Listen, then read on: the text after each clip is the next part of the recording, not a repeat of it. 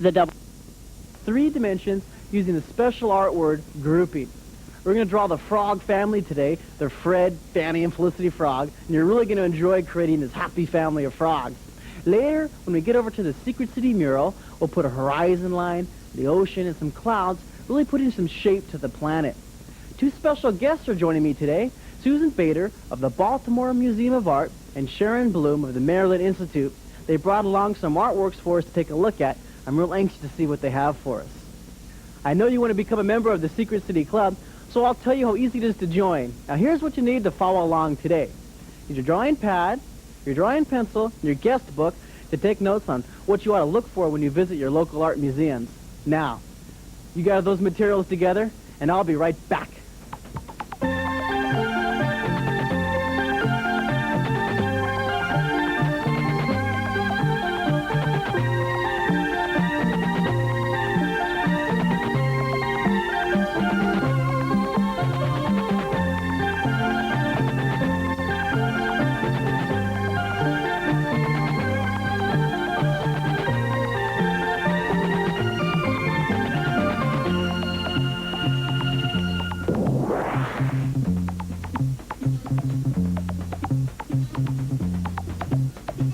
So you're all fueled up and you're ready just to blast across this piece of paper. We're going to conquer this flat surface and draw in 3D today.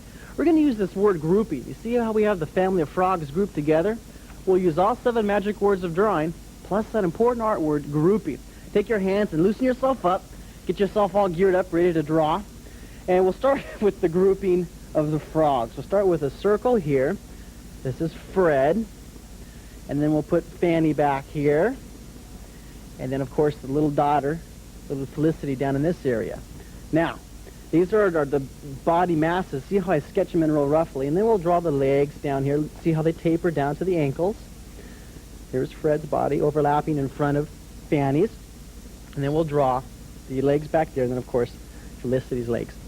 Now, for the eyes, we'll put the eyes on top of Fred. We'll start with Fred, and we'll really detail in the father frog. And we'll go back into the mother and come down to the daughter down here. I put a dome on top of the circle, and then I curve the eyes right here, and then look at this. This overlaps behind the other one.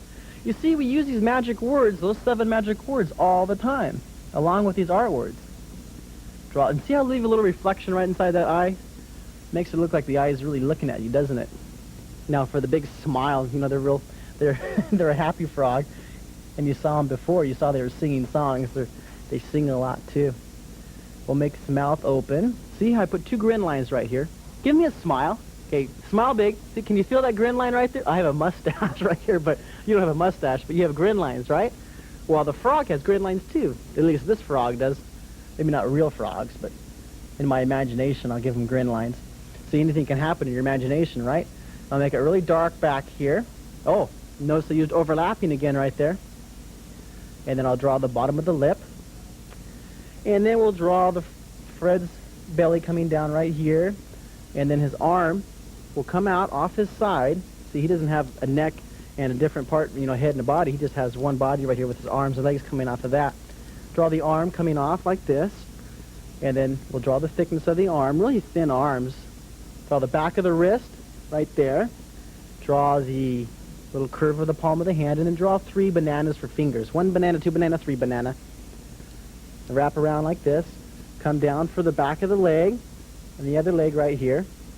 Now, you know, when you use grouping in drawings, you group, well, together trees, anything in nature, really, rocks, flowers, grass, forests, shrubbery, any kind of plants. You usually group them together when you're drawing, but when you're drawing people, you use grouping too, right? You very rarely just draw one person by themselves. Usually you draw groups of people together, either in towns or in cities, or in little villages, just like my little drone village, or as Zebtron says, my Furby village. Okay, that was a good idea. Now I'm drawing the foot right here, curving the back, and then I'll use that magic word, which is surface. This near part of the foot is lower in the paper. See, it slants down in direction what? What is that? Direction 1. Direction 7 up here, and then draw the top of the foot. He has a big foot, doesn't he? And then we'll draw the other side of the shoe. Direction what? Direction 7, direction 1, and then we'll draw the other foot. Now, we'll very lightly draw on the body of Fanny back here. Here's Fred. And then see, Fred's arms will be wrapping around Fanny. Ribbit, ribbit. Oh, hello, Cindy. How are you? You brought me another gift. That's cute. Looks like Fred, huh? Ribbit, ribbit. Cindy, you're so... Every time you come in here, you bring me a gift. You know that? You might tell you're the nicest green dragon in the whole universe. And you have very soft hands, too. Okay. Do I get to keep this? Oh, thank you. Okay. I'll put it behind my pin, so I'll never lose it. I can stare at Fred the whole time. You want to help me with my drawing, too, huh? Okay. All right. Well, if you want to take some... You want to shade like you usually do? All right. Why don't you take your finger and blend the shading right down the left side of it. You're taking voice lessons, huh? Your voice is getting much better. Rock and roll. It's not... Can you say that? You pick up really quick, Cindy. You learn fast. That's what I like about you. Besides the fact that you're really a cute dragon. I'm going to look at this, see? I'm going to draw another set of eyes for Annie back here. What magic word is that? We can draw one eye in front of the other eye. Overlapping. Okay? And then we'll give... I'm not going to make her mouth open because she'll be just grinning really big. She's in a real happy mood. She's looking over at Fred because Fred's a real handsome frog, her husband. I'll give Fanny a bow in her hair, a little ribbon in her hair. And then we'll draw her feet back here, her legs. Give her some shoes, smaller shoes back here in the background. Well, you know what? I'll make it a little bit lower so it doesn't look like she's so far up on the paper.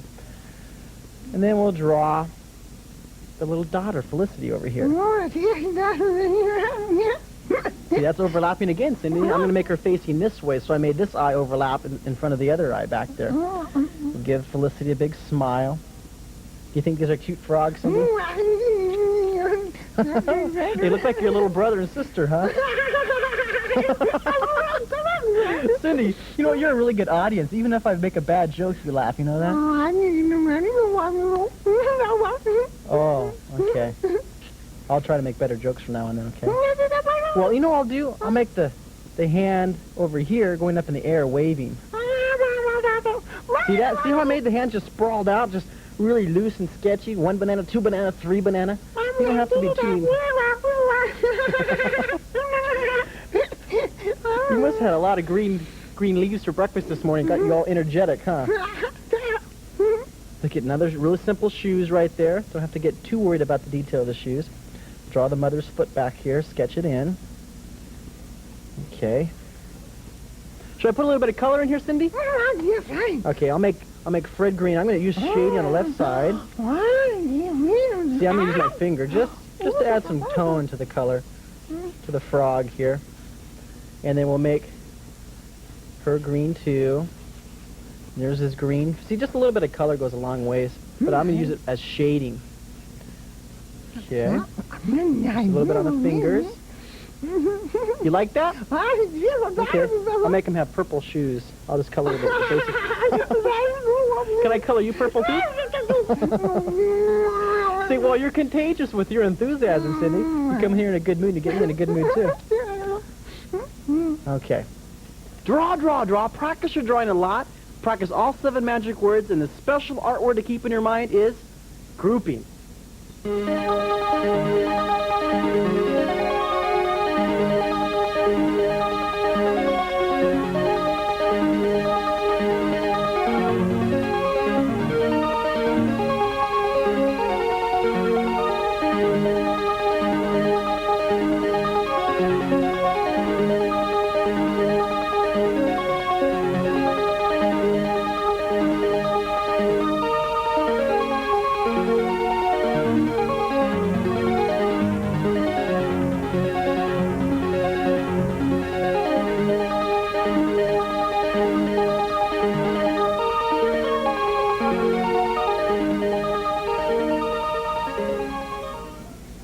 So I know you love to draw. Whenever you pick up your pencil and you start drawing, your enthusiasm just bubbles over, huh? Well, you know what I've done? Is I've organized a special club just for you. It's called the Secret City Club, and each week I want you to send me a drawing or activity. Now, this week's drawing is for you to create your own underground inhabitant, a drone of some sort, and you just create a little creature on a piece of paper, you put it in an envelope, and you mail it in to me. Take a look at this drawing right here by Reed. This is his idea of an underground drone. It looks like a really scary creature, but they're really nice, and you know what? They blow bubbles, okay? That's what Reed told me. Now, when you finish your drawing, send it into the Secret City Club, Post Office Box 444, Moraga, California, 94556. Hi, I'm Sharon Bloom from the Maryland Institute. And I'm Susan Bader from the Baltimore Museum of Art. Sharon, today we've got two works of art that I thought might be particularly helpful to some of the club members in terms of the things Mark has been teaching them. This is a photograph, right, Susan? Yes, it's by Margaret Burke White, American journalist, photographer. Right, meaning that she took photographs for, I guess, newspapers, magazines. Yeah. Life magazine, among Life others. magazine. The old days, pre-television.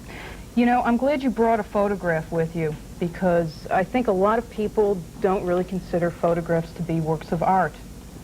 Oh, absolutely. We hit that all the time in the museum. They think, well, I can take a snapshot of somebody's birthday party, and if I can do that, what makes a photograph so great anyway? Right, because everybody's got cameras, Sure. and everybody takes pictures. But there are some differences, I think, between somebody who takes pictures on their vacation and a professional photographer. And something like this one is, I think, very carefully thought out and planned. She didn't just happen across it and snap it.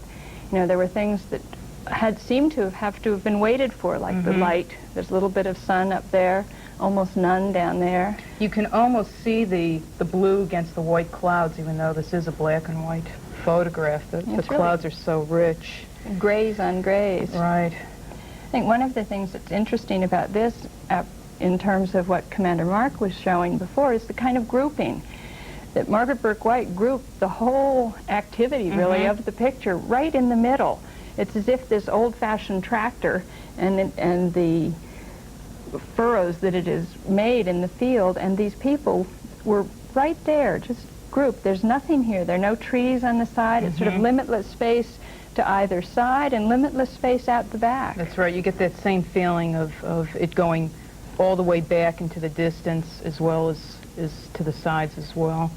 And one of the things the commander was going to add later to the mural was a horizon line. And I think in this it's particularly interesting to think about how different the photograph would look if the horizon line were up here. That's right. You wouldn't have that same feeling of the fields just stretching on forever and ever.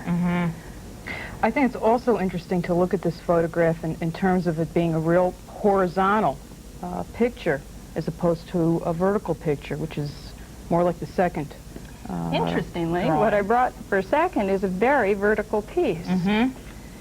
And I think that makes that nice contrast with the trees on either side, sort of framing it up and down.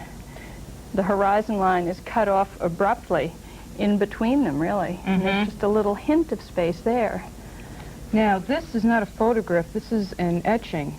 It is. It's an etching that's about 300 years old, made by a man from Holland. An etching is, maybe we need to remind our club members, is a kind of printing process. It's one where an artist combines drawing with a very sharp tool on a metal plate, and then covering that drawing and letting acid eat through a wax kind of covering to soften some of the lines. So the acid actually eats away where the artist has drawn his lines. Right, so that the lines are less sharp and scratchy and more muted. Now, artists used prints really in the same way the photographer. Oh, in order to have more than one, Right, sure. For all right. that time and effort that it takes to make one, I think the advantage is you could illustrate several books or sell them to a lot of different people. It's cheaper to buy a print still than a big painting to hang in your house. That's right.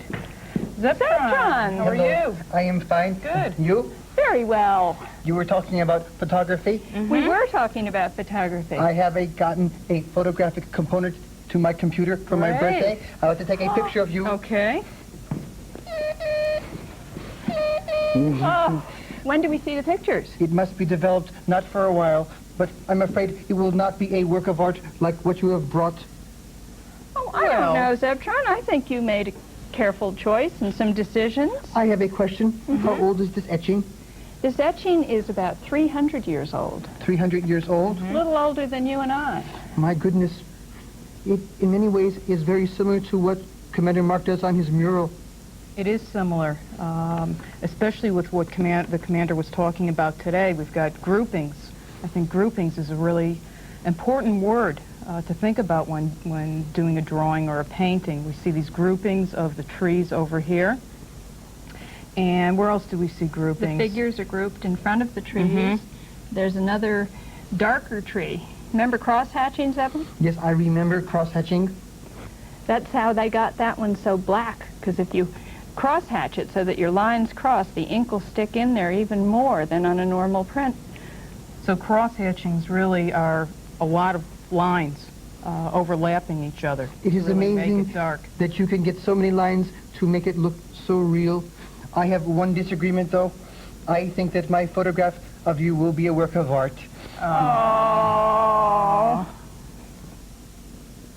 I have some really neat drawings to share with you today in the Secret City Gallery. These kids, they've controlled that flat piece of paper. They've conquered it using the 7 magic words and all those special art words. Now look what Tom did right here in his drawing. He used overlapping for the mountains and foreshortening for the flag, and alignment for the airplane. Look at the nice roadway wrapping through there. The grouping of the buildings, see how they're grouped together at the bottom of the paper. Grouping for the mountains in the back, and even densities used there. Can you see all those elements of drawing used in that picture that he drew? You can get some ideas for your own drawings, huh? Let's look at another drawing. Look at this. Sharon Kim did this one. She even used color, and this is a neat idea. If you have some extra time, you can color in your drawing. This is of 2 superheroes flying through the space tunnel on her moonscape of her secret city. Isn't that a neat idea? A transportation system is kind of a fun item to, you take your imagination and really go for it with it. Let's look at another drawing.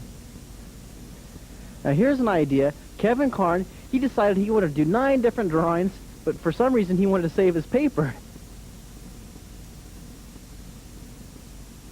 The Secret City mural is my chance to just explode with my imagination all across this mural.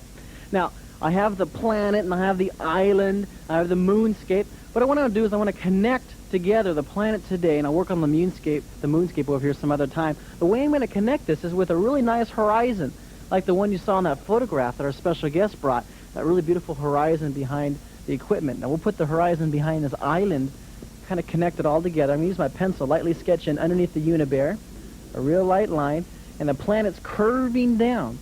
So I'll use this pencil and I'll curve it along, really light line. Come over here, curve it around, right, see how it comes right in front of the moonscape. This is overlapping because the planet's more dominant, and then we have a moon right here. We have 2 moons around the secret city. Here's the moon, and here's another moonscape over here. So there's our dark planet. You can hear it, huh? That's a loud planet, isn't it? Now I'll take my pen. I'll add that detail in behind the little Unibear. Come across here. Make sure you take good aim on this round Secret City planet. I'm going to go a little bit above it and make sure it's lined up correctly. Draw this is the ocean horizon. It's going along here carefully with the pen, curving down behind the planet, curving along back behind Unibear, and then later on I'll finish this because I want to add some more details here later on. Right now I'm going to work on this group of rocks over here. Since we're talking about grouping, I want to add a little rocks. Now this Unibear is sitting here, and his hook's kind of caught on the rock, but he thinks he's fishing, but he forgot that the hook has to be in the water, okay? You would never do that, would you? I didn't think you would. Now this is in the water. Remember, this is all water around here. And then we'll draw another rock back behind you. See, I'm grouping these together. Makes it a little more interesting if you group your drawings together in just tight little groups like this, and maybe put some scattered rocks in other places along the planet. Now, which technique did you want me to use to shade the rocks? The cross-hatching that our special guest talked about today, or I can use the scribble technique, or I could use the dots, or I can use the cross-hatching. What would you like? The scribble technique? Okay. I'll take it and I'll just scribble the left side. And while I'm doing this, let's take a look at how the planet's beginning to take shape.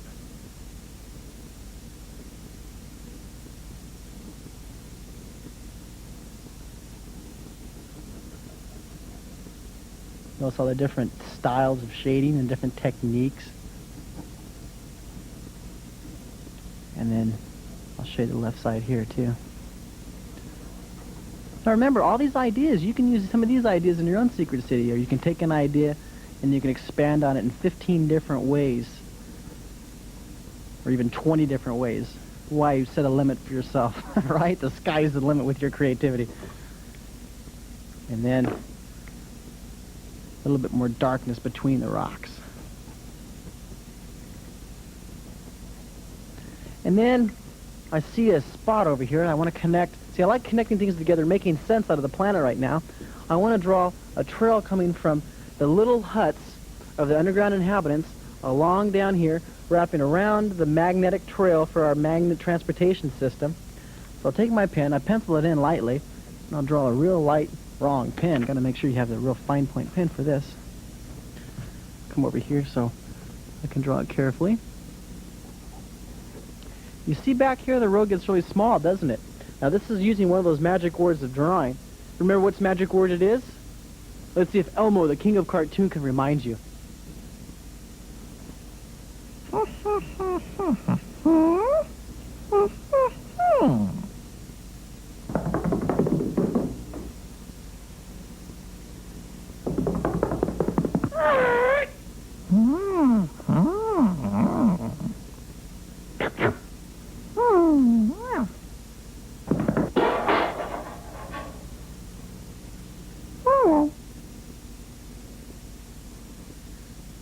Density, huh? It's a very important word. And you see how this gets smaller and smaller, a little bit lighter, the road does, as it gets in the background. See how tiny these little huts are? Well, you know the inhabitants are a lot bigger than that. Because I made it real small and kind of hazy way back in the background, I use density. And of course, I'll make the grass hanging off the end back here. See, it adds a little bit more character, makes it look a little more flavorful for your eye. Now, my favorite part comes along when I take my pencil. I sketch in a way to connect this right here with the cliffs of the road.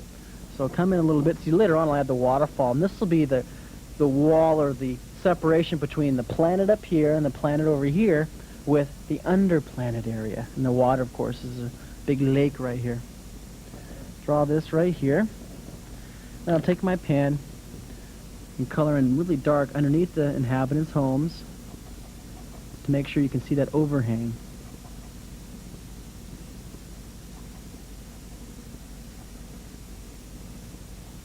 Now this is kind of tricky. I should put some posts, or I can make these into stone cliffs that actually attach into the canyon over here. In fact, I think I'll do that. I'll make these into little cliffs hanging down using overlapping. Cliffs here. And make this into a kind of a rock cliff that gradually comes down and joins this part of the cliff over here. And then I'll color it nice and dark underneath here. And of course I need my shading pen. And since I used cross-hatching over here, I'm going to continue that cross-hatching down through these stones, this rock, and go in the other direction. You know, the ocean and the horizon line have fascinated artists for a long time, all through history. Now, in this scene, there's the ocean and there's a horizon line I particularly like. Why don't you take a look at it?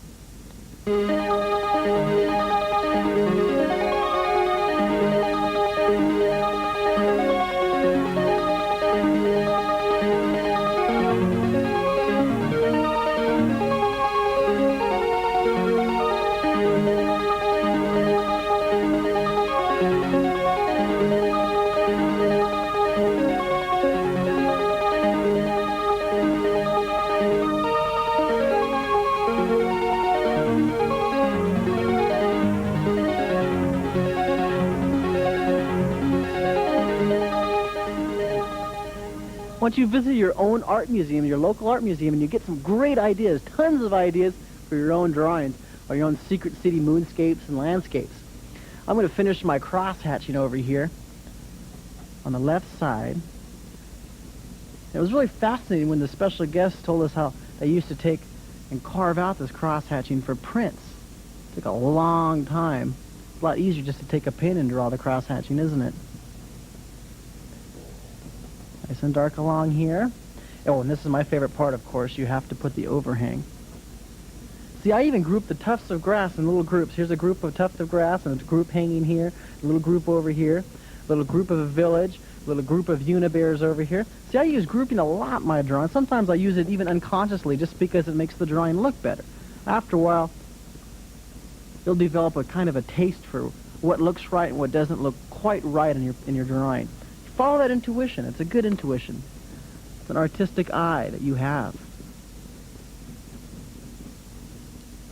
I'll crosshatch along here a little bit more.